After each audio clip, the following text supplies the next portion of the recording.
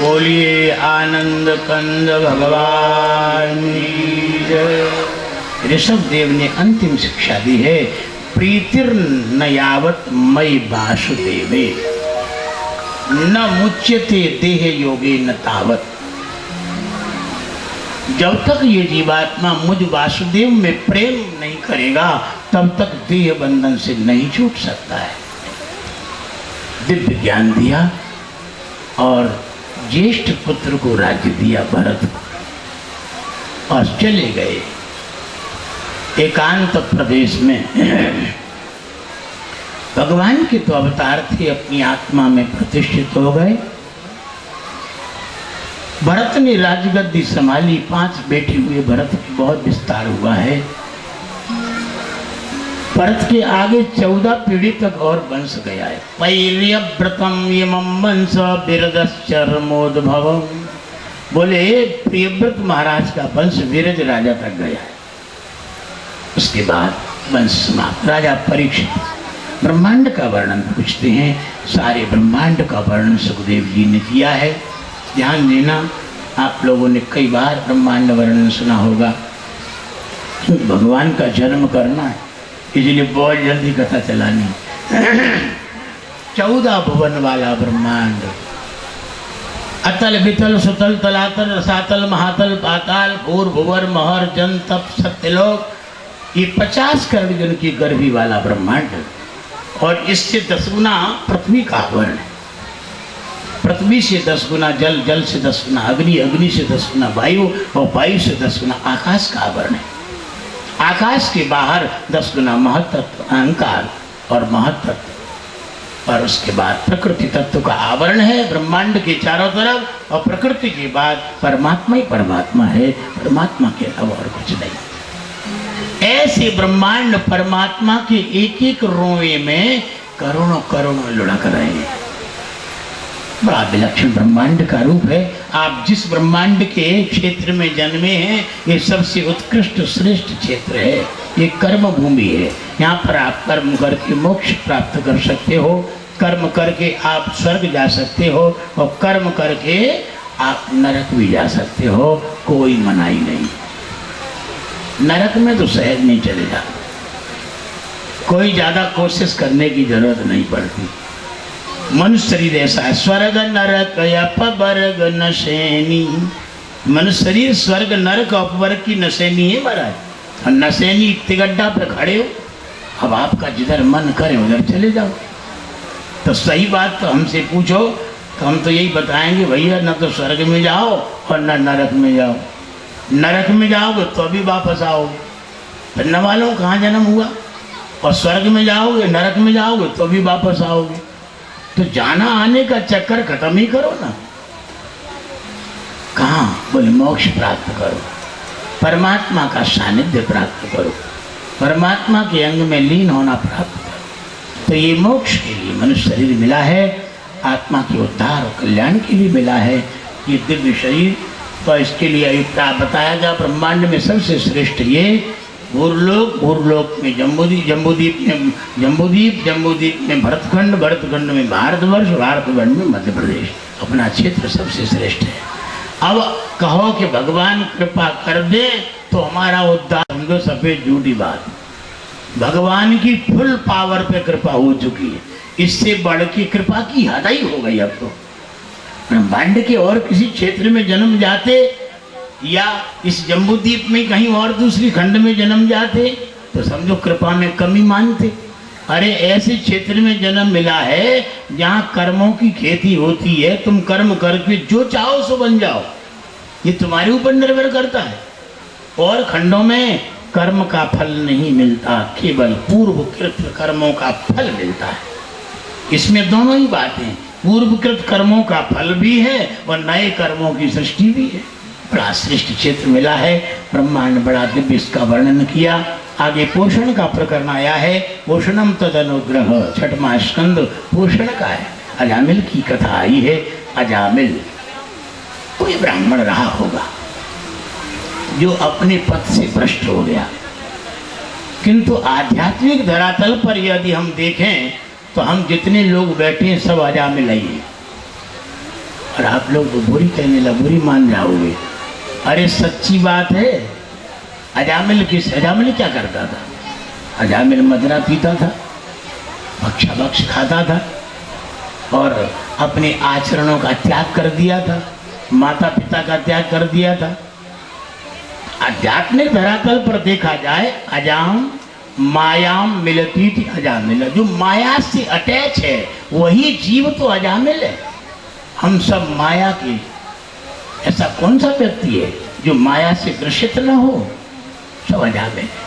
भगवान की भक्ति करो, भगवान का नाम जप करो। अजामिल ने केवल नाम से भगवत साक्षात्कार कर लिया, केवल नाम से। अपने बच्चों का नाम उल्टा पलटा मत रखना भैया। आजकल पाश्चात्य सभ्यता की चकाचौंध में अपनी प्राचीन संस्कृति को हम भूलते चले जा रहे हैं। अरे भाई, वैसे भजन न कर पाओ तो कम से कम बच्चे का नाम ही रख लो भगवान के नाम से, और मरने लगोगे तो बच्चे को बुलाओगे, कम से कम भगवान का नाम तो लो आ जाएगा, तो आपका उद्धार हो जाएगा, कल्याण हो जाएगा। अजामिल के जीवन में यही हुआ है। भगवान, एक बार कोई मरते समय भगवान का नाम ले ले तो भगवान उसका उद्धार कर देते हैं, सारे कर्मों का खाता खत्म कर देते हैं। भगवान की बड़ी भगवत्ता। भगवान सर्वतंत्र स्वतंत्र हैं। जब भगवान तुम्हारे जीवन में आ जाते हैं फिर तुम्हारे जीवन में पिछले जन्मों के कर्मों का हिसाब कुछ नहीं रहता। भगवान उस हिसाब को कैंसिल कर देते हैं। बोले अब ये जीवात्मा मेरा हो चुका है, मेरा हो गया, और मैंने ही सारी दुनिया को बनाया है, मेरे शरणागत हो गया है, मैंने ही संविधान बनाया है, तो फिर मैं ही करता धरता हूँ, इसलिए मैंने सब माफ कर दिया। भगवान माफ कर देते। इसलिए भगवान के होकर के जियो। जो सर्वतंत्र स्वतंत्र सत्ता है, ऐसे परमात्मा के साथ अटैच होकर के जियो। उनके नाम से जुड़ जाओ, उनके धाम से जुड़ जाओ, उनकी लीला से जुड़ जाओ, उनके रूप से जुड़ जाओ। चार मार्ग हैं भगवान की तक पहुंचाने वाले, नाम रूप लीला धाम। आप किसी एक से जुड़ जाओ। धाम से तो जुड़ कहाँ पाओ? साल में 1, 2, 4, 10 दिन, 15 दिन, महीना भर के लिए जा पाते हो, वापस घर आ जाते हो। धाम से संबंध विच्छेद हो जाता है। रूप का ध्यान करते हो तो भगवान का रूप ध्यान में आता नहीं। बुद्धि इतनी दूषित है, चित्त इतना गंदा है, राग द्वेष से भरा हुआ कि भगवान का दर्शन नहीं होता है ध्यान में। ध्यान योगियों का सबसे बड़ी समस्या 2 हैं। एक समस्या तो है नींद आ जाना। तुम जब ध्यान करने बैठते हो तो अक्सर ध्यान करने वालों को नींद आ ही जाती। कुल बात सही क्या नहीं? अब सही गलत तो तब बताओ, तुमने 1 आध दिन घंटा भर ध्यान किया हो, कब ध्यान ही नहीं किया तो क्या बताओ सही गलत है? ध्यान करने वालों का सबसे पहला खतरनाक पॉइंट है नींद आ जाना। और दूसरा, तुम ध्यान कर रहे हो भगवान का, ध्यान कर रहे हो ज्योति का, ध्यान कर रहे हो तुम श्वासों का, ध्यान कर रहे हो तुम प्राणों का, और ध्यान आ जाता है पत्नी पुत्र परिवार घर दुकान पैसा। ये दूसरा खतरा है। इन 2 खतरों से बचे तो ध्यान योगी बने, नहीं तो कब बकवास है। ध्यान गायब हो गया, ध्यान भी नहीं कर सकते हो। धाम गया, ध्यान गया। अब लीला, रोज लीला सुनने को कहीं मिलती है? रोज भागवत मिलता है? कहीं नहीं मिलता। कभी साल 6 महीने मिल गया, किंतु बीच में संसार प्रवेश कर जाता है तुम्हारी जिंदगी में। ये संसार तुम्हारी इंद्रियों को गलत रास्ते पे चला देता है, माया का जोर हो जाता है, इसलिए पतन की ओर चला जाता है जीवात्मा। तो ये मार्ग भी कट गया। अब चौथा मार्ग एक बचा है, हाईवे नेशनल मार्ग। उसका नाम है नाम, भगवान का नाम। केवल नाम का आश्रय लेना। परमात्मा के नाम का आश्रय लेने से जीवात्मा शीघ्र ही उस परम सत्ता तक पहुंच सकता है। आपके शरीर में 5 तत्व हैं, 2 तत्व डिमोशन की ओर ले जाते हैं। कौन सा? पृथ्वी और जल। आप पृथ्वी के ढेले को हाथ में लेकर के आकाश में उछालो, किधर जाएगा? ऊपर के नीचे? नीचे आएगा। नीचे आ रहा है, इसका मतलब है पृथ्वी तत्व से तुम अपने होश को अटैच करोगे, तुम्हारे होश का डिमोशन होता चला जाए, पतन होता चला जाए।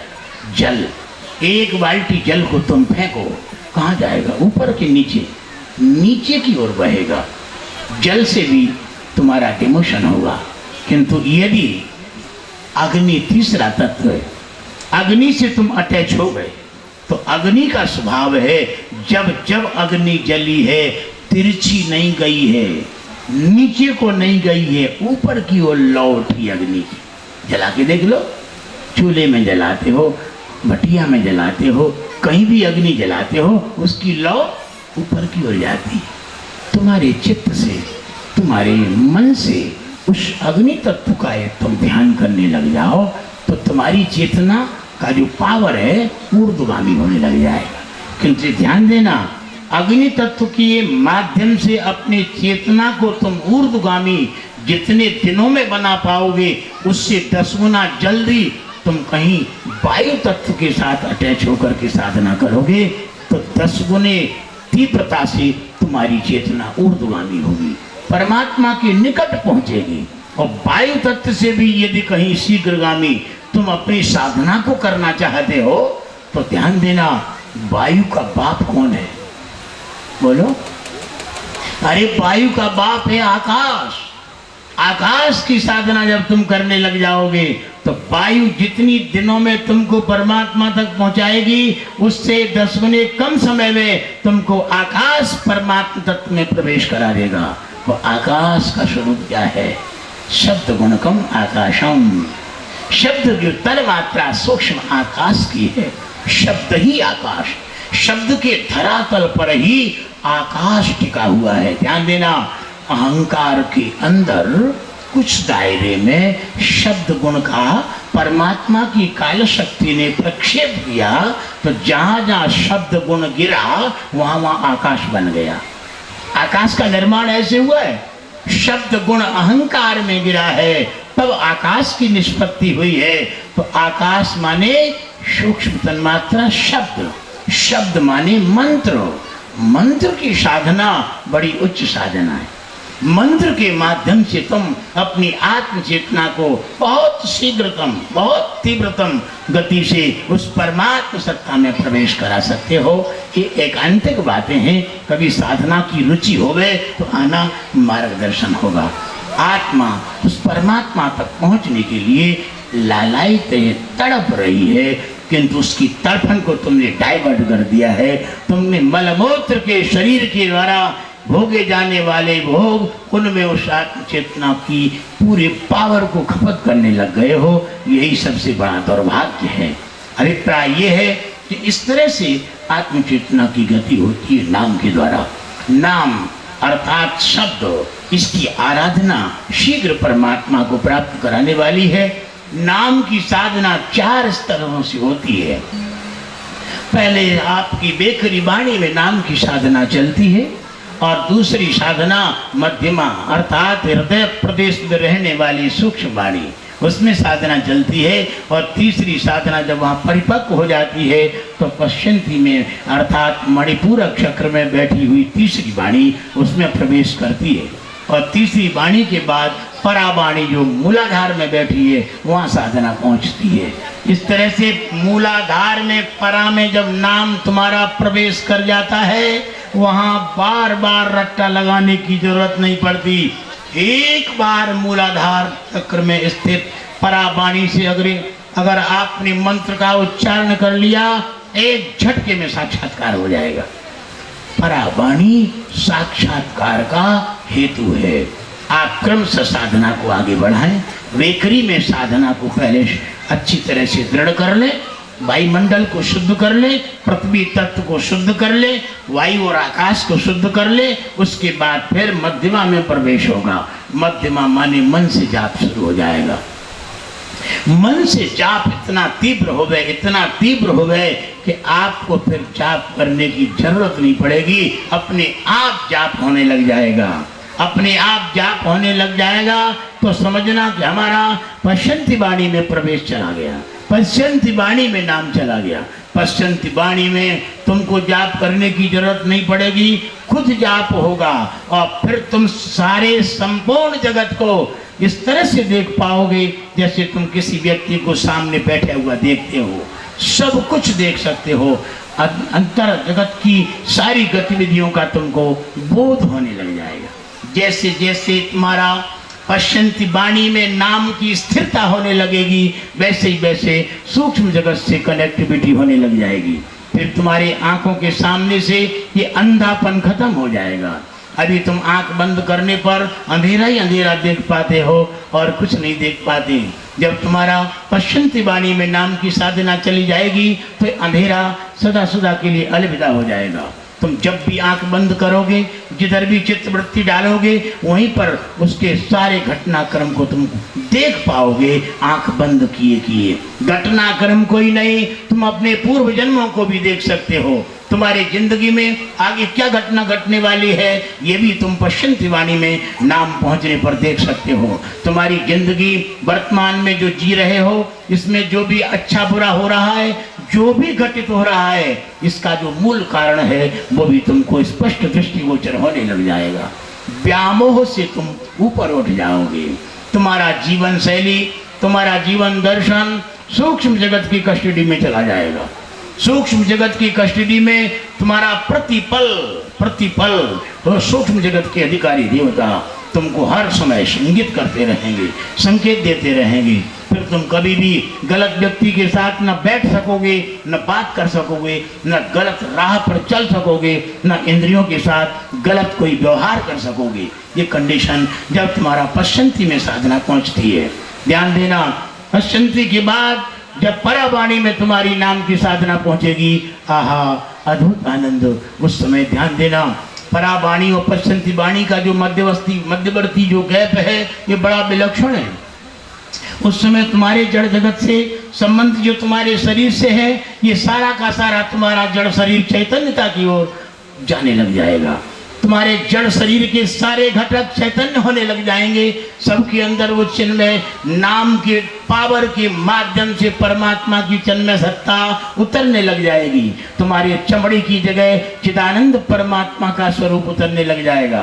तुम्हारे हड्डी और मांस के अंदर भी परमात्मा का चिदानंदमय रूप उतरने लग जाएगा। तुम्हारे अणु अणु में 3.5 करोड़ रोमकूपों से निरंतर भगवान नाम का उच्चारण होने लग जाएगा। भले उस नाम को तुम न सुन पाओ, किंतु जगत के जितने भी जीव हैं, तुम्हारे शरीर से होने वाले नाम का जो प्रस्पंदन है, वो सब कुछ सब सुन सकते हैं और समझ सकते हैं। और उनका उस नाम की ध्वनि से उन जीवों का कल्याण होने लग जाएगा।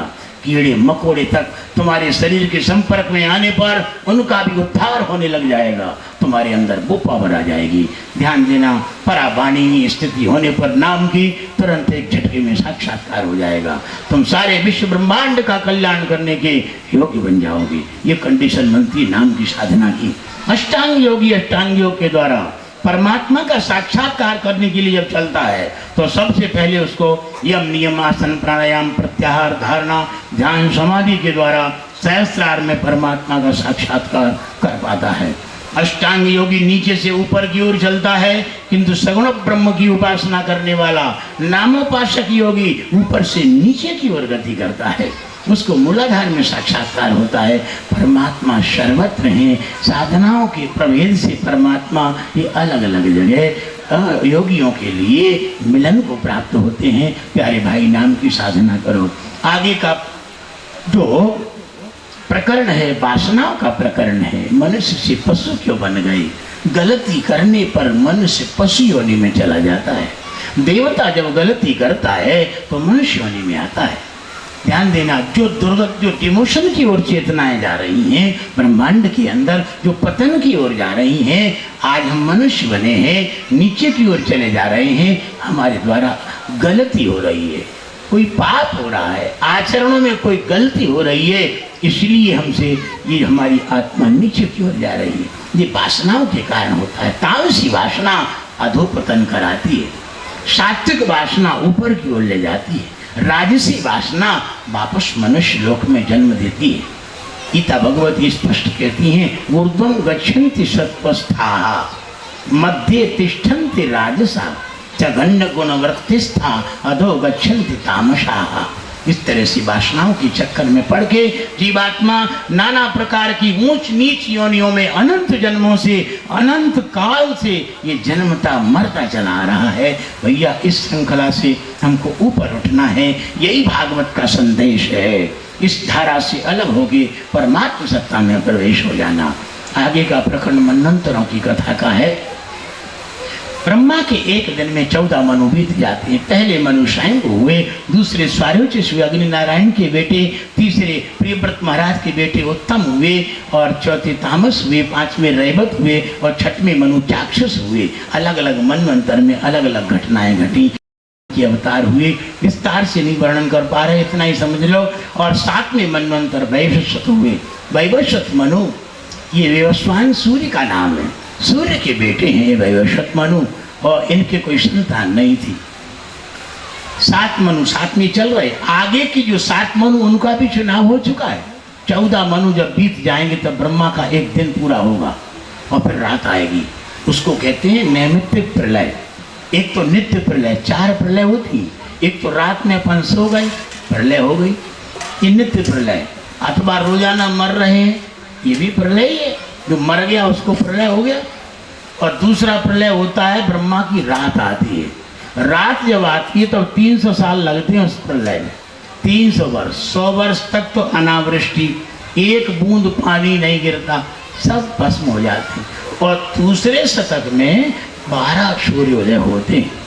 सूर्य की हजारों टेम्परेचर की अग्नि ऊपर की और शेषनाग की नीचे की, दोनों अग्नियां टकराती हैं तो ये पृथ्वी जितनी भी है ये अंगारा बन जाती है।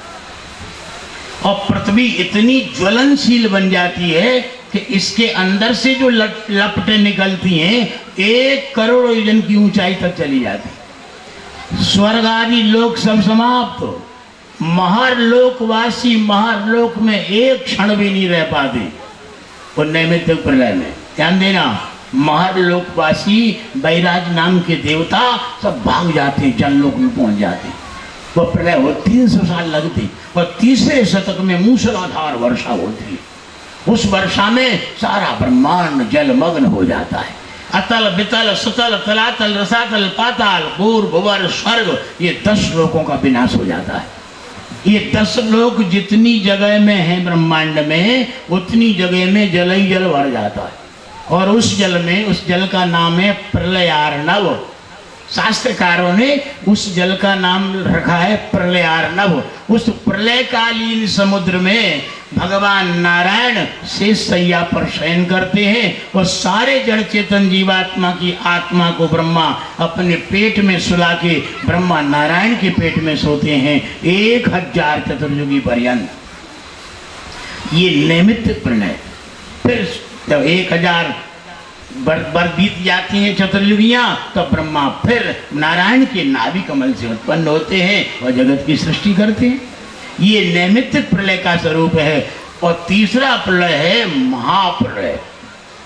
जरा सा विनाश होते देखते हम चिल्लाने लगते महाप्रलय। अरे काय का महाप्रलय? जानते महाप्रलय किसे कहते हैं?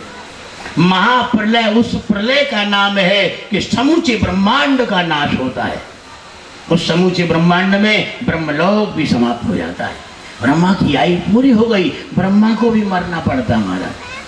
सारे लोक लोकांतरों का विनाश होकर के परमात्मा की काल शक्ति क्रोधित होती है, उसमें पृथ्वी के गंध गुण को मार डालती है, पृथ्वी जल बन जाती है। जल के रस गुण को जब काल शक्ति क्रोधित होकर के मारती है, जल अग्नि बन जाता है। अग्नि के रूप गुण को मारती है, अग्नि वायु बन जाती है। वायु के स्पर्श गुण को काल शक्ति मारती है तो आकाश बन जाती है वायु। और वायु आकाश का शब्द गुण जब काल शक्ति के द्वारा मारा जाता है तो आकाश अहंकार बन जाता है। और अहंकार का अहम गुण जब समाप्त होता है तो महतत्व बनता है। और महतत्व का महान गुण जब समाप्त होता है काल शक्ति के द्वारा तो केवल मात्र प्रकृति तत्व रह जाता है। और प्रकृति का जो उपाधि गुण है जब काल शक्ति उसको भी खा जाती है तो एक परमात्मा रह जाता है, परमात्मा के अलावा और कुछ नहीं। इसको कहते हैं महाप्रलय। ये महाप्रलय। चौथा प्रलय योगियों का होता है, ज्ञानियों का होता है, भक्तों का होता है, जिसको कहते हैं मोक्ष। यद गत्वा न निवर्तन्ते तद्धाम परमम मम।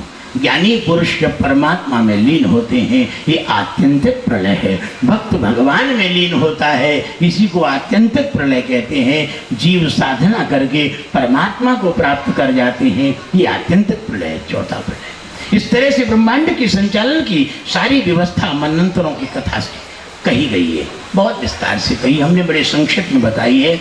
आगे बोले ईशानु कथा, ये 9वां स्कंद 24 अध्याय है।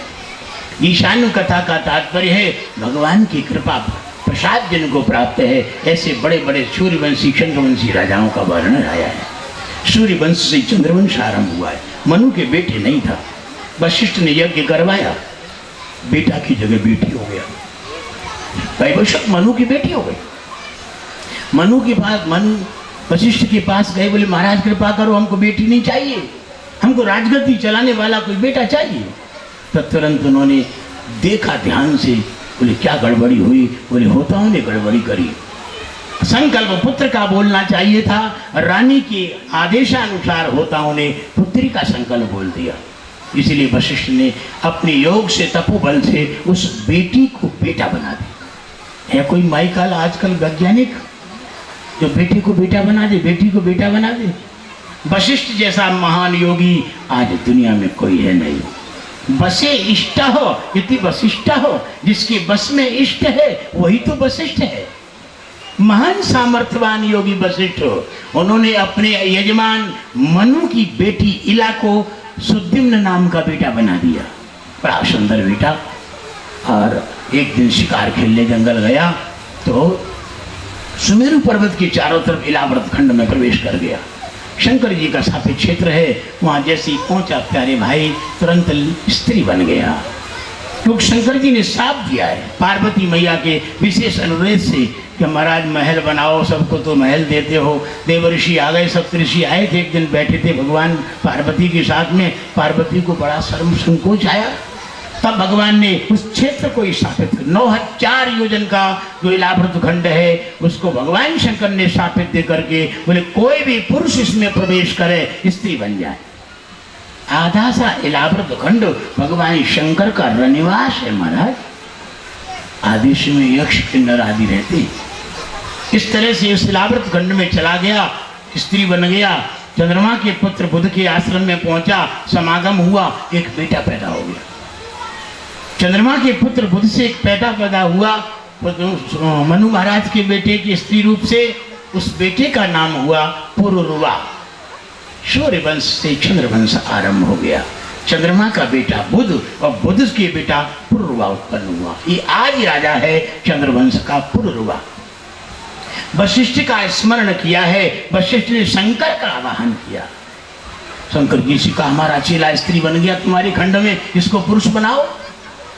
शंकर जी बोले देखो भाई, हमने साप दिया अपने इलाव्रत खंड को, तो वहाँ पुरुष बनने का नहीं, वहाँ स्त्री बनने का साप लगा हुआ है, इसलिए तुम्हारी भी रह जाए हमारी भी रह जाए, ऐसा कोई बीच का रास्ता निकाल लो। तो बीच का रास्ता निकाला गया। 1 महीने स्त्री बन के रहे और 1 महीने पुरुष बन के रहे। शुभद्युम्न की इस तरह की व्यवस्था महर्षि वशिष्ठ ने की है। स्त्री रूप की शादियां अलग हुई और पुरुष रूप की शादियां अलग हुई। जब पुरुष बनता था तो राजगद्दी पे बैठ के राज्य चलाता था, और स्त्री बनता था तो राजमहल में रानी बन के रहता था। बड़ा विलक्षण स्वरूप है इस सृष्टि जगत का।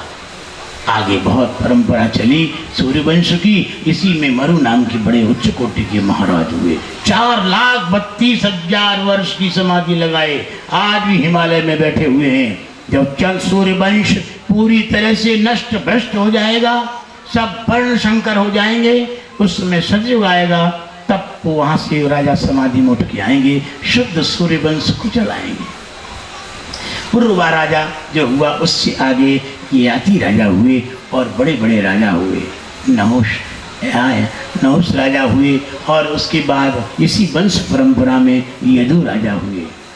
यदुवंश आरंभ हुआ यहाँ से, और इसी वंश में रंथदेव, शशबिंदु आदि बड़े उच्च कोटि के राजा हुए। महान ज्ञानी, महान योगी। रंथदेव जैसा कौन दानी होगा महाराज? 49 दिन तक अन्न जल नहीं सेवन किया है। 49वें दिन जो भी आया वो भी ब्राह्मण, चांडाल और कुत्तों को खिला पिला दिया। और भगवान से हाथ जोड़ के प्रार्थना करते हैं। तीनों देवता सामने प्रकट हो गए। 49वें दिन रंतदेव राजा के सामने, राजन वरदान मांग लो। तुमने 49 दिन का कठोर व्रत किया है, तुम जो चाहो सो हम दे सकते हैं। तो रंतदेव ने क्या वरदान मांगा? रंतदेव भगवान से कहते हैं, बोले महाराज, न त्वहं कामये राज्यम न स्वर्गम न पुनर्भवम कामये दुख तप्तानाम प्राणिनाम आरती नाशनम। बोले न मुझे स्वर्ग चाहिए, न मुझे मोक्ष चाहिए, न मुझे वैभव ऐश्वर्य राजा बनना है। मुझे अगर प्रभु आप इस 49 दिन के कठोर व्रत से कि संतुष्ट हो तो हमको एक ही वरदान दो, दुनिया के दुखिया जीवों के दुख हमको प्राप्त हो जाए, सब सुखी हो जाए। ऐसे राजाओं संसार के जीवों का दुख मांगा है, भगवान ने मोक्ष प्रदान कर दिए। शशबिंदु जैसा कोई योगी राजा हुआ नहीं। 10,000 रानियां हैं, एक एक रानी से 1-1 लाख बेटे पैदा किए। कैसा योगी राजा है महाराज। इसी वंश में आगे यदु हुए। यदु में परमात्मा भगवान नाम भगवान कृष्ण का अवतार, जिनकी हम प्रतीक्षा कर रहे हैं। यदुवंश में मथुरा नगरी है जाने। आज 4था दिन है। प्रियव्रत परीक्षित महाराज सुखदेव जी के सामने बैठे। सुखदेव जी कहते हैं कि राजन, बोले आज 4था दिन है, तुमने अन्न जल कुछ नहीं लिया, ये तुमको प्यास लग रही होगी, जरा जल पान कर लो। राजा हाथ जोड़ के प्रार्थना करते हैं, नई साति दुस्साक्षन माम त्यक्तोदमपि बाधते पिबंतम तन्मुखाम्बोज मच्युतम हरिकथामृतम। महाराज, ये अत्यंत दुस्सह है, प्यास, भूख, किंतु प्रभु आपके मुख से भगवान का मंगलमय कथारूपी अमृत जो झर रहा है, इससे मेरी तृप्ति हो रही है, मुझे भूख प्यास नहीं लग रही। एक कान खोल के एक बात सुन लो, जिसको तुम मैं कहते हो उस मैं को कभी भूख लगती नहीं, ये पक्की बात है। मैं को कभी प्यास लगती नहीं है। मैं को मन की भी जरूरत नहीं है। मैं को चित्त और अहंकार की भी जरूरत नहीं है। मैं को शरीर की भी आवश्यकता नहीं है। मैं को इंद्रियों की भी आवश्यकता नहीं है। ध्यान देना, तुम इन सब से परे हो। ये जो भी आवश्यकताएं हैं ये अलग अलग, ये शरीर की दो तरंगें, 2 मन की तरंगें और 2 प्राण की तरंगें। आत्मा की एक भी तरंग नहीं है। शरीर की तरंग है जन्मना मरना, ये शरीर की तरंग है। जन्म मृत्यु शरीर की होती है, आत्मा की नहीं। और भूख प्यास ये प्राण की तरंग है। ये प्राण के कारण भूख प्यास लग रही है, तुम्हारी आत्मा की तरंग नहीं है। सुखी होना दुखी होना ये आत्मा की तरंग नहीं है, ये तुम्हारी मन की तरंग है। मन की तरंग अर्थात मन से तुम परे हो, बुद्ध और शरीर की तरंग शरीर से भी परे हो, और प्राण की तरंग प्राण से भी परे हो। तुम्हारी आत्मा, उसको भोजन की जरूरत नहीं है, उसको तो केवल चेतना की जरूरत है। उस विराट चेतना से कनेक्ट हो जाए फिर तुमको किसी की भी आवश्यकता नहीं, न सर्दी लगती न गर्मी लगती, तुम्हारे शरीर को लगता है सब कुछ। राजा परीक्षित कहने लग गए, बोले महाराज हमको भूख प्यास का तो नामो निशान नहीं, आप तो कथा सुनाइए, कृपा करके उन परमात्मा की कथा सुनाइए जिन परमात्मा की छत्र छाया में हमारे पूर्वजों ने अपनी जीवन शैली को चलाया है, अपने जीवन को समर्पित किया है। अरे महाभारत रूपी समरांगण में हमारे पितामह फंस गए थे चक्कर में। बड़े बड़े राघव मच्छ जैसे, भीष्म पितामह द्रोणाचार्य जैसी महान बलवान धनुधर योद्धा जो उनको चट कर जाते। तिमिंगल मछली होती है 100 योजन, 50 योजन, इतनी लंबी सारा निगल सकती है। ऐसे महाभारत रूपी युद्ध में हमारे पितामहों की आपने इस तरह से रक्षा की, उस विशाल समुद्र के समान महाभारत युद्ध को जैसे गाय के खुर में भरा हुआ जल कोई व्यक्ति लांग जाए, ऐसे ही महाभारत युद्ध में विजय श्री दिलाई जिन परमात्मा ने। उन परमात्मा की कथा कहिए। महाराज मैं तो मर चुका था, बोले मैं अपनी माँ के पेट में ब्रह्मास्त्र के द्वारा मारा जा चुका था, झुलस गया था। मेरी माँ पल्ला पसाड़ के जब उस परमात्मा जगदीश्वर जगत नियंता भगवान कृष्ण की शरण में गई है, त्राहि त्राहि महायोगिन, देव देव जगतपते, हे जगत नियंता रक्षा करो रक्षा, नान्यम तद्भयम पश्ये, आपके अलावा और मैं किसी को रक्षक नहीं मानती हूँ। ये ब्रह्मास्त्र जो जलाता आ रहा है, मुझे जला के खाक कर दे कोई चिंता नहीं, किंतु मेरे पेट में जो बालक पल रहा है उसकी बाल बांका ना हो। मेरी माँ ने मेरी प्राणों की रक्षा की भीख मांगी थी, तो परमात्मा ने देर नहीं लगाई, ब्रह्मास्त्र के तेज को शमन करते हुए मेरे माँ की पेट में प्रवेश करके मेरी आत्मा की रक्षा की उन्होंने। उन परमात्मा की मंगलमयी कथा सुनाइए। अश्रुपात होने लग गया परीक्षित महाराज के। 9 महीने भगवान वासुदेव का नित्य दर्शन किया है गदा पानी रूप में, आज परीक्षित को आंसू रुक नहीं रहे। बोले उन भगवान की कथा सुनाइए जिन्होंने मेरे पूर्वजों के लिए एक ही महान यश प्रदान कराया। और भगवान कृष्ण का जन्म मथुरा में हुआ, गोकुल क्यों चले गए महाराज? क्या मथुरा में रहने की व्यवस्था नहीं थी? और फिर वहां जाकर के गोकुल में उन्होंने पूतना को कैसे मारा और कितनी बाल लीलाएं की?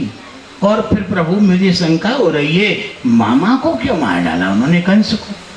और साथ ही साथ प्रभु ये भी बताइए उनकी शादियां कितनी हुई, ये सारे विस्तार से सारी लीलाएं सुनाइए। मैं जिन लीलाओं को नहीं पूछ पाया हूं आप उन सारी लीलाओं को सुनाओ। अश्रुपात हो रहा है, प्रेमास्त्र झरझर गिर रहे परीक्षित के। सुखदेव जी ध्यानस्थ हो गए। ओहो, सुखदेव जी ध्यान में मग्न हो गए, सारी लीलाओं का दर्शन होने लग गया है। सुखदेव जी ऋषि हैं, परमहंसों के भी आचार्य, उनको परमात्मा की लीलाओं का दर्शन होने लगा, अश्रुपात होने लगा। यहाँ से आरंभ करते हैं कथा। वो राजन सुनो सुनो। वो मेरे द्रप्त नृपव्याजो अनेक सतायुतैहि, ये पृथ्वी जब दैत्यों से आक्रांत हो गई, दानवों से भर गई, अत्याचारी अनाचारी पृथ्वी पर ज्यादा बढ़ गए, तब भगवान ने जन्म लेने का, अवतार लेने का निश्चय किया। जब पृथ्वी गौ का रूप बना करके देवताओं को साथ में लेके ब्रह्मा के पास गई, ब्रह्मा क्षीर समुद्र के किनारे जा करके उस परम पुरुष परमात्मा की पुरुष सूक्त से स्तुति करते हैं।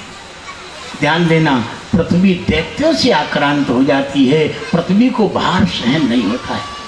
अत्याचारी अनाचारी जब बढ़ जाते हैं, वो अनाचारी अत्याचारी कोई सींग पूंछ वाले नहीं होते महाराज, दैत्य कोई सींग पूंछ वाले नहीं होते। तुमने फोटोओं में देखा है दैत्यों को, राक्षसों को विकराल रूप में, अरे भैया ये तो सब केवल दिखाने वाली बात है। हकीकत में राक्षस कौन है? बोले माँ नहीं मातु, पिता नहीं देवा, और साधन सन करवा वही सेवा, और जिनके जे आचरण भवानी, और तेजान हो निशिचर सम प्राणी। माँ बाप को जो कष्ट दे रहे हैं, गुरुओं की अवहेलना कर रहे हैं, साधु संतों का तिरस्कार कर रहे हैं, यही तो राक्षस है महाराज। ऐसे लोगों से जब पृथ्वी आक्रांत हुई, ब्रह्मा के पास ब्रह्मा स्तुति करते नारायण की, नारायण ने ब्रह्मा के लिए संबोधन कर दिया। बोले चले जाओ, सारे देवताओं को मथुरा मंडल में जन्म देने का आदेश कर दो, मैं आ रहा हूँ, अवतार ले रहा हूँ। मेरा अग्रज शेष का जो तेज है वो अग्रज बनेगा, मेरा बड़ा भैया। और जिस माया के कारण सारे ब्रह्मांड के जीव चक्कर काट रहे हैं, सारे विश्व ब्रह्मांड को बनाने वाली मेरी योग माया, वो भी साथ में जन्म लेगी। भगवान इस तरह से ब्रह्मा को आदेशित करके और आकाशवाणी से संबोधित किया। ब्रह्मा सारे देवताओं को बताते हैं, मथुरा मंडल में सारे देवताओं ने जन्म ले लिया।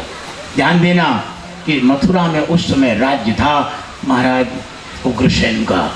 मथुरा नगरी बड़ी विलक्षण थी, तांबे का परकोटा, 4 दरवाजे, राजमार्ग बड़ा विलक्षण, चारों तरफ खाई खुदी हुई है, कोई दुश्मन मथुरा के अंदर प्रवेश नहीं कर सकता है। पूर्व का दरवाजा बड़ा विलक्षण है, गोपुर, आपने वृंदावन में रंग जी का बड़ा गेट देखा होगा, कितना बड़ा दरवाजा है। ऐसे बड़े बड़े दरवाजे गोपुर कहलाते हैं, वो सब सोने के हैं महाराज। रत्नों की जिसपे कलश रखे हुए, बड़ा विलक्षण मथुरा नगरी का स्वरूप है। उग्रसेन राज्य कर रहे, बड़ा सुंदर राज्य चल रहा है। उग्रसेन की शादी हुई है पद्मावती से, बड़ी सुंदर सुंदरी थी वो। एक समय की बात है, आपको हकीकत बतावें, ये कंस जो पैदा हुआ ये उग्रसेन का नहीं है। पद्मावती को मायके जाने का बड़ा शौक था, महीना 2-2 महीना रहती थी पति के घर को छोड़ करके। एक दिन की बात है, पद्मावती अपने पिता के घर गई है, वहाँ रह रही थी। उसी समय एक सखियों को साथ में लेकर के एक बगीचे में विहार करने चली गई। विहार कर रही थी, बगीचे में घूम रही थी। आकाश मार्ग से एक द्रुमिल नाम का दानव निकल रहा था, आकाश मार्ग से चला जा रहा था और उसकी दृष्टि पद्मावती पर चली गई। बड़ा सुंदर रूप देखा उसने, सुंदरी है, कैसे प्राप्त हो। वो दानव था, मायावी था। उसने तुरंत ही बोले, किसकी पत्नी है? बोले, उग्रसेन की। उस दानव द्रुमिल ने उग्रसेन का रूप बनाया है और उस बगीचे में प्रकट हो गया। एक वटवृक्ष के नीचे उग्रसेन का रूप बना करके बैठ गया, हाथ में बीड़ा वादन करने लग गया। ध्यान देना, बीड़ा के अंदर से 7 स्वरों की जब तान छेड़ी, वहाँ की सखियों के कानों में गई। दौड़ के सखी पद्मावती के पास आई, देवी कोई संगीत विशारद आया है, कोई महान संगीतज्ञ है। इतनी सुंदर स्वरलहरी को सुनकर के तो हम मुग्ध हो गए। पद्मावती धीरे धीरे उधर गई, देखा रे ये तो मेरे पति हैं। नहीं पहचान पाई, वो तो द्रुमिल दानव था, उग्रसेन का उसने माया से वेश बनाया था। पद्मावती जब उसके पास बैठ गई अपने पति को समझ करके और उसके साथ रास विहार करने लग गई। जैसे ही सतीत्व का खंडन हुआ है, महाराज पद्मावती को पता चल गया ये मेरे पति नहीं है। पद्मावती क्रोधित हो गई, अरे नीच राक्षस, तूने मेरे सतीत्व का खंडन किया है, मैं तुझे शाप देती हूँ। ध्यान देना, वो दानव पढ़ा लिखा था, वो समझदार था। दानव कहने लग गया, तू क्या मुझे शाप देगी? जो अपने पति के घर से पिता के घर में 2-2 महीने रहे, उसकी पतिव्रत धर्म का पालन करने का कोई औचित्य नहीं है।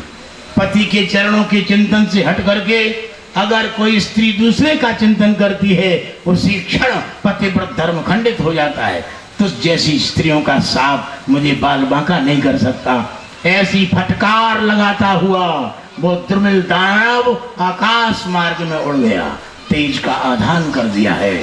अपने माँ बाप से पद्मावती ने उस घटनाक्रम को बताया है, किंतु माँ बाप ने उस घटना को दबा दिया लोक लज्जा के कारण। उग्रसेन को पता चला नहीं है, दानव का तेज पद्मावती के गर्भ में पल रहा है। ध्यान देना, उग्रसेन विदा करके मथुरा ले गए हैं, किसी को पता नहीं इस घटना का। धीरे धीरे बड़ा हुआ, वही दानव कंस रूप से जन्म लिया है, वही कंस बना है। प्यारे भाइयों, उग्रसेन का बेटा कंस था। उग्रसेन के एक भाई थे जिनका नाम था देवक, बड़े बड़े योग्य थे, सदाचारी थे। उनकी एक बेटी थी देवकी। देवकी की शादी के लिए उन्होंने एक प्रस्ताव रखा राज्यसभा में। मंत्रियों ने मिलकर के, उग्रसेन के मंत्रियों ने मिलकर के और देवकी की शादी का प्रस्ताव सुनकर के उन्होंने सब ने निर्णय लिया कि देवकी की शादी तो वसुदेव के साथ होना चाहिए। वसुदेव मथुरा के रहने वाले नहीं थे, वसुदेव बटेश्वर के रहने वाले थे। उनके साथ शादी तय हुई, बारात गाजे बाजे के साथ आई और ब्राह्म विवाह की पद्धति से वसुदेव के साथ देवकी का लग्न हुआ। ब्राह्म विवाह की पद्धति, यद्यपि वसुदेव के और भी शादी थी, रोहिणी आदि और भी पत्नियां थी महाराज, किंतु गुणवान होने के कारण, सच्चरित्र होने के कारण, सत्यवादी होने के कारण वसुदेव के साथ देवकी की शादी हुई। जब बारात विदा होकर के चलने लग गई, ब्राह्म ध्वनि से, वहाँ पर वेद मंत्रों की ध्वनि ब्राह्मण लोग कर रहे थे। खूब दहेज दिया है, 200 दासियाँ, बोले 400 हाथी और 1500 घोड़े, बहुत कुछ दहेज दिया, सोना चांदी। मांगा नहीं था वसुदेव ने, पर दहेज दिया देवक ने। जब बारात की विदा हो रही थी, उसी समय उग्रसेन का बेटा कंस आ गया, अपनी चचेरी बहन से प्रेम करता हुआ रथ पर चढ़ गया और रथ की बागडोर हाथ में पकड़ ली और पकड़ करके रथ को चलाने लग गया। जैसे ही 10 कदम रथ आगे चला था, आकाशवाणी हुई, अरे मूर्ख, जिसको बड़े प्रेम से तू विदा करा के ले जा रहा है, इसी का 8वां गर्भ तेरा काल होगा। आकाशवाणी के सुनते ही उस नीच पापी कंस ने कमर में लटकी हुई तलवार को म्यान से निकाल के देवकी का जूड़ा पकड़ के सर काटने लग गया। वसुदेव जी ने हाथ पकड़ा, बोले ऐसे मांगलिक कर पर्व के समय तुम बहन की हत्या कर रहे हो? नहीं मान रहा है, इसका 8वां गर्भ मेरा काल होगा, मैं अभी इसको मार देता हूँ। वसुदेव ने बहुत समझाया, नहीं मानता है। अंत में वसुदेव ने यहाँ तक कह दिया कि इसके बेटे जितने पैदा होंगे हम तुझे दे देंगे, तो अब तो मान जा। तो समझता था कंस वसुदेव कभी झूठ नहीं बोलते। ऐसा जब उसने वायदा सुना वसुदेव का, तो रथ से उतर करके चला गया। वसुदेव का घर पर पदार्पण हुआ, रहने लग गए पति पत्नी दोनों ही। पहला पुत्र उत्पन्न हुआ है, वसुदेव कंस के पास ले गए। कंस ने दुधमुए बालक को जैसे ही देखा, उसके अंदर दया आ गई, वापस कर दिया। प्रतियात कुमारोयम न यस्मादस्ति में वयम, बोले इससे मुझे कोई डर नहीं, ले जाओ उसको वापस। वस्तु ले तो आए हैं, किंतु नातिक प्रीति बना, उनके हृदय में प्रेम नहीं। समझ रहे हैं कि इसका कोई भरोसा है। दुष्ट का प्रेम स्थिर नहीं हुआ करता, ध्यान देना। इसलिए तुलसीदास जी ने अर्धाली लिखी है, बोले कल की प्रीति जथा तेरे नाही, दुष्ट का प्रेम स्थिर होता ही नहीं। तो क्षणे रुष्टा क्षणे तुष्टा, तुष्टा रुष्टा क्षणे क्षणे, एक क्षण में प्रसन्न हो जाए, वो एक क्षण में गला काटने को तैयार हो जाए। इसलिए दुष्टों से सावधान, हाथ जोड़ के रहना। उनकी मैत्री भी खराब है और दुश्मनी भी खराब है, दुश्मनी भी गड़बड़ है। और दुष्ट का उसको कहते हैं जो निरंतर, जिसके हृदय में दूषित वासनाओं को स्थान मिलता हो। कंस इस तरह से वापस तो कर देता है। इतने में देवर्षि नारद जी आए, कंस के पास उल्टी पट्टी पढ़ा दी। देवर्षि नारद जी कहने लग गए, कंस तू ये क्या कर रहा है? तेरे मारने का पूरा प्रयास विष्णु कर रहा है, देवकी के गर्भ से जन्म होने वाला है, और जितने जन्म ले रहे हैं देवकी गर्भ से, ये सब देवता है। तेरे जी हजूरी करने वाले, चाटुकारी करने वाले, तेरे जूतों पे पालिश करने वाले, तेरे चतर चमर डुलाने वाले, ये सब देवता हैं। तेरी रसोई बनाने वाले देवता का इस तरह की बात बता दी। नारद जी ने आग लगा के चले गए। महाराज उसी समय कंस जो है क्रोधित हुआ है, सबको मार खड़े के भगाने लग गया और पिता के राज्य को छीन लिया, स्वयं राजा बन बैठा। वसुदेव देवकी को कारागार में डाल दिया। पहले बेटे की हत्या, दूसरे की, तीसरे की, चौथे की, पांचवें की, छठवें की, 7वां तेज परमात्मा शेष का आया है। जैसे अनंत का तेज आया, परमात्मा ने योग माया को बुलाया है। कंस की कारागार में देवकी मैया वसुदेव पड़े, हथकड़ियां बेड़ियां डली हैं। ऐसी कंडीशन में शेष का तेज आया।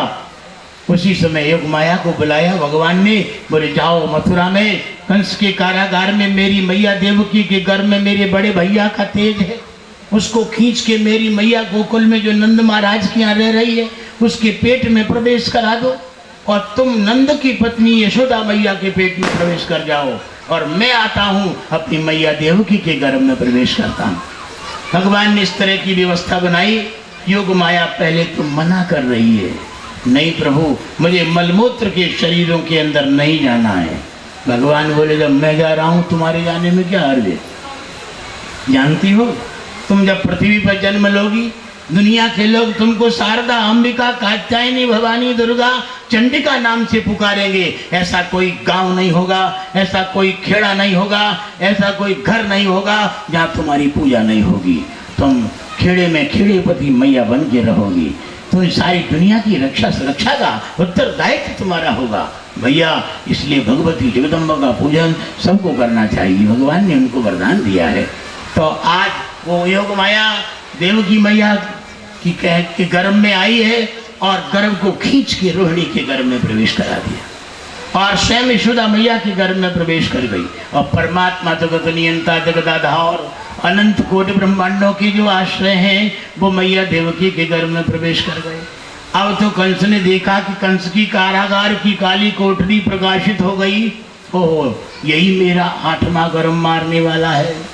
कंस एक दिन गया देखने देवकी को, कितने दिन और बाकी हैं। तो उसी समय कंस के मन में भाव जागृत हो गया कि अभी मार डालूं देवकी को। म्यान से तलवार निकाल ली। थोड़ी देर के बाद सरस्वती मैया को भगवान ने भेज दिया, इसकी बुद्धि को बदलो ना भी गड़बड़ हो जाएगा। तुरंत कंस के अंदर विचार आया कि अगर मैंने देवकी को इस कंडीशन में मार डाला तो 3 हत्याएं लगेंगी। एक तो बहन की हत्या, और दूसरी गर्भिणी की हत्या, और तीसरी स्त्री की हत्या। 3 हत्याओं से मैं हत्यारा कहलाने लग जाऊंगा। दुनिया के लोग मेरे नाम पर थूकेंगे, इसलिए अभी नहीं मारता हूँ, बेटा पैदा होने दो। स्वयं वो कंस वापस चला गया महल में। जन्म का समय आया है। ध्यान देना, जन्म का समय भागवत में लिखा नहीं है, किंतु और पुराणों में विस्तार से वर्णन आया है। भादों का महीना, कृष्ण पक्ष, अष्टमी का दिन, बुधवार, रोहिणी नक्षत्र, मध्य रात्रि का समय। ओहो, देवता लोग आए। देवकी मैया के गर्भ में परात पर ब्रह्म आया है। आज देवता स्तुति कर रहे, ब्रह्मा स्तुति कर रहे, शंकर स्तुति कर रहे, इंद्र कुबेर वरुण स्तुति कर रहे। सत्यव्रतम सत्य परम त्रिसत्यम, सत्य से योनिम निहितं च सत्ये, सत्य से सत्यामृत नेत्रम, सत्यात्मकम त्वाम शरणम प्रपन्नो। हे प्रभु, आप सत्य स्वरूप हैं, आपकी प्राप्ति का साधन भी सत्य है, और आपकी सत्यता से ये झूठा जगत सत्य भाषित हो रहा है। ध्यान देना, दुनिया झूठी है किंतु फिर भी सच्ची मालूम दे रही है। इसका कारण क्या है? इसका कारण है कि दुनिया के अणु अणु में परमात्मा ने प्रवेश कर रखा है, और परमात्मा सच्चे है। जैसे कोई बड़ा आदमी हो, करोड़पति, उसके गले में वो नकली चेन डाल ले सोने की, तो दुनिया के लोग कोई विश्वास नहीं मानेंगे। इतना बड़ा आदमी नकली चेन पहनेगा? है नकली, तो हार गले में उसके डला है। कौन की? बड़े आदमी की। बड़े के बड़प्पन से नकली सोना भी असली सोना मानने लगते हैं दुनिया के लोग। ऐसे ही परमात्मा असली है, परमात्मा सच्चे हैं, और जगत झूठा है।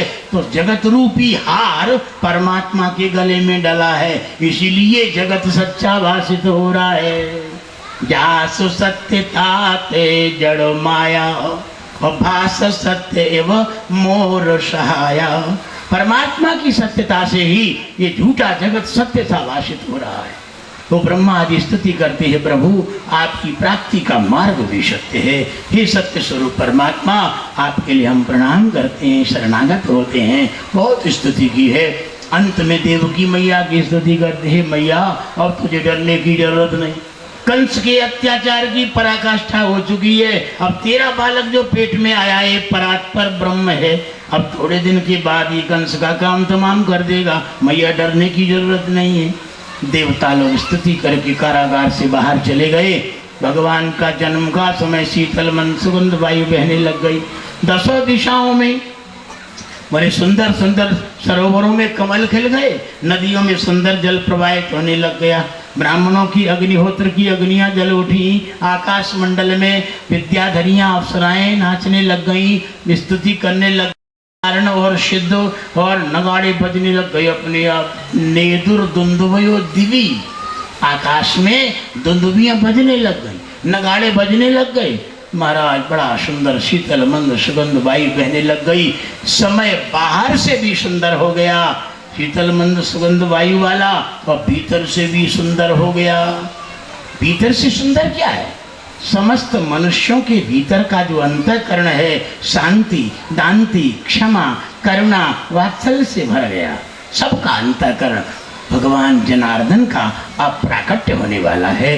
रात्रि के ठीक 12 बजे जैसे हुए, जैसे पूर्व दिशा में चंद्रमा 16 कलाओं से प्रकट हो जाए, ऐसे ही परात पर ब्रह्म देवकी के उदर से प्रकट ही तो हो गए। बोलिए वासुदेव भगवान की जय। भगवान कैसे प्रकट हुए? चतुर्भुजी नारायण के रूप में शंख चक्र गदा पद्म धारण किए हुए हैं। तम अद्भुतम बालकम अम्बुजे क्षणाम।